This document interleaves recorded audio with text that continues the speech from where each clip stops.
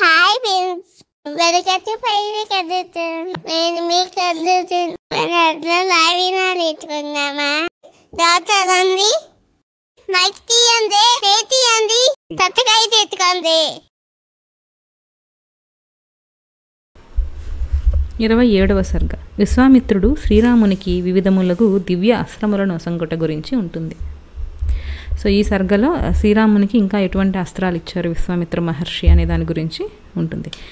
మహా యశస్వి అయిన విశ్వామిత్రుడు రామలక్ష్మణులతో కూడి ఆ రాత్రి అచటనే గడిపెను. సంతోషముతో మందహాసమునర్చి శ్రీరామునితో మృదు మధురముగా ఇలా పలికారు. లోక ప్రశంసలను అందుకొనుచున్న ఓ రాకుమార, తాటకవతతో నేను మిక్కిలి సంతుష్టుడనైతని. నీకు భద్రమగుగాక. వివిధములగు అస్త్రములను నీకు పరమ ప్రీతితో ఒసంగెదను. యుద్ధమున నిన్ను ఎదిరించటి వాడు ఎంతటి వారైనా కూడా కడకు దేవతలు, అసురులు, గంధర్వులు, నాగులు మొదలగవారు ఎవ్వరైనను నేను ఇచ్చే ఈ అస్త్రములచే నీకు వశమగుదురు. వారిని నీవు అవలీలగా జయింపగలవు. నీకు భద్రమగును. ఓ రఘువీర, దివ్యమైన దండచక్రములను, ధర్మచక్రమును, కాలచక్రమును, తీక్షణమైన విష్ణు చక్రమును, ఇంద్రాస్త్రమును వసంగెదను. సో ఇవన్నీ ఇచ్చారు విశ్వామిత్ర మహర్షి. సో ఓ నరవర మహాబాహు, వజ్రాస్త్రమును, శివునికి సంబంధించిన మహాశూలమును, బ్రహ్మ శిరోనామకాస్త్రమును, ఐషికాస్త్రమును, ఉత్తమోత్తమమైన బ్రహ్మాస్త్రమును ఇచ్చెదను. ఓ నరశ్రేష్ఠ రాజకుమార, మీ ఉభయులకు మోదకి, శిఖరి అను దివ్యములైన గదలను అందింతును అని ఈ గదలు ఇచ్చారనమాట. మోదకి, శిఖరి అనే దివ్యములైన గదలను ఇచ్చారు రామలక్ష్మణులకు విశ్వామిత్ర మహర్షి.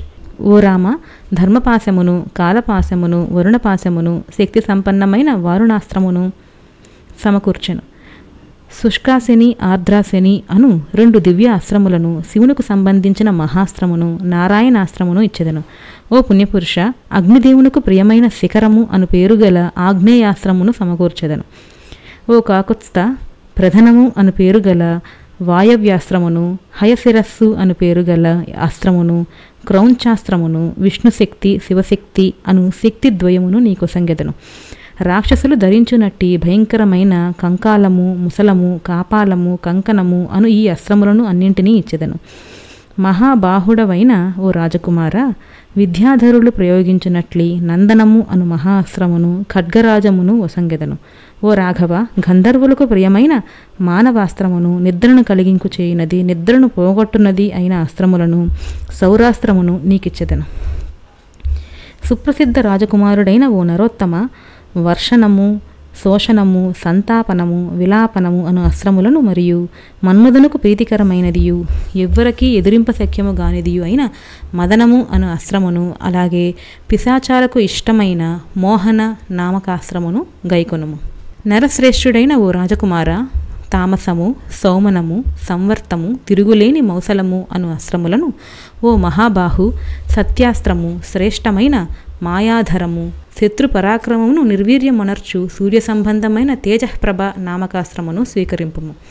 మహాబాహు, ఓ రాకుమార, సోమదేవతకు సంబంధించిన శిశిరము అను పేరుగల అస్త్రము, విశ్వకర్మ నిర్మితమైన సుదారుణాస్త్రము, భగదేవతకు సంబంధించిన దారుణాస్త్రము, మనువునకు సంబంధించిన సీతేషువు అను అస్త్రమును మొదలగు ఈ అస్త్రములన్నింటియు కామరూప శక్తి కలవి, మహాబల సంపన్నులు, మిక్కిలి శ్రేష్టమైనవి.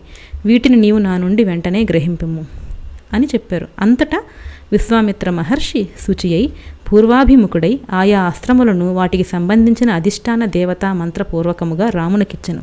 ఈ అస్త్రములను అన్నింటినీ పొందుట దేవతలకు సైతం అసాధ్యం. అట్టి మహా అస్త్రములన్నింటినీ ఆ మహాముని శ్రీరామునికి అందించారు. సర్వసమర్థుడైన విశ్వామిత్ర మహర్షి అస్త్రమంత్రములను రామునకు ఉపదేశించి తద అధిష్టాన దేవతలు ఆయన ఆజ్ఞలను అనుసరించినట్లు చేయుటకై వారిని స్మరించుచు జపించుచుండెను. అంతటా ఆ మహా అస్త్రములన్నీయు శ్రీరాముణ్ణి చేరెను. పిమ్మట ఆ మంత్రాధిష్టాన దేవతలందరూ కూడా సంతోషముతో శ్రీరామునకు అంజలి ఘటించి ఇలా అనిరి: ఓ రాఘవ, నిన్ను చేరిన మేమందరము త్రికరణ శుద్ధిగా నీ సేవకులమై ఉందుము. శ్రీరాముడు తన కరస్పర్శతో వారిని స్వీకరించి స్మరించినంత మాత్రముననే మీరు నన్ను చేరుడు అని ఆదేశించి వారిని పంపివేచెను. మిక్కిలి తేజస్సు అయిన శ్రీరాముడు ప్రసన్న చిత్తుడై లక్ష్మణుడితో కూడి విశ్వామిత్ర మహామునికి అభివాదమునర్చి ఆ ముని వెంట ప్రయాణమయ్యను.